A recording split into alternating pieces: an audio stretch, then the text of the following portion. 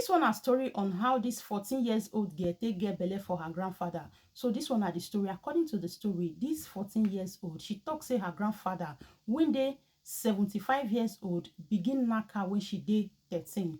So when she can't enter 14, she can't get belle. The belle can't dey grow. 7 months, now they can't dey ask and say, now belle you get like this, so your belle just the big. And this grandfather get 4 wives and almost 40 grandchildren. So then plenty for the house. Now very big compound. They no quick notice say this girl get belle. Now when the belle don't reach 7 months, before they come they notice say this one a belle or this one not be say na normal thing o. They carry and go do test. They find out say she get belle. Now they ask this girl say, who get belle? Who give you belle when you carry 7 months pregnancy? Now she can't open mouth talk say na her grandfather na he give her belle. People come say shut up. Which one be say your grandfather? Now she come dey insist say her grandfather. Say she did 13 years when her grandfather begin to knock her. Now when she come enter 14, now the belle enter. Now the grandfather say no be you, he no fit do that kind of thing. Now the grandfather come go bring one boy, one stranger from outside. He come talk say na this boy now give this a granddaughter belle. Say he know say na this boy now they knock this a granddaughter. He dey very sure. Say he no go fit do that kind of thing. Now they come they argue the matter. The girl come talk say he never see this boy before. This boy when the grandfather go bring say she never see this guy before. He don't know the boy. Say now the grandfather give am belle. Say the grandfather begin to knock her when she did 13.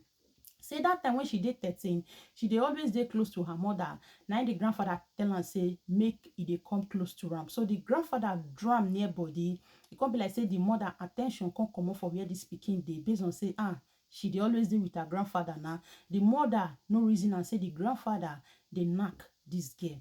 So the girl now come talk say he no know this boy when the grandfather bring go. Say he no know the boy from anywhere. The grandfather come talk say now this boy now he give you belle. Now this boy now they knock you. They don't argue tire. Now they kukuma say okay, they go wait make this girl first born the pikin. If she don't born the pikin, they go do DNA, make them know who get this pikin.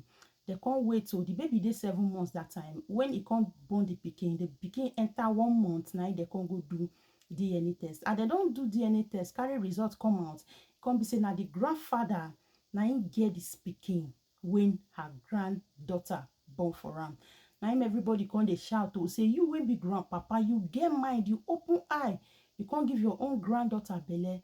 You when it be say you get 4 wives. You can't even still get 40 grandchildren.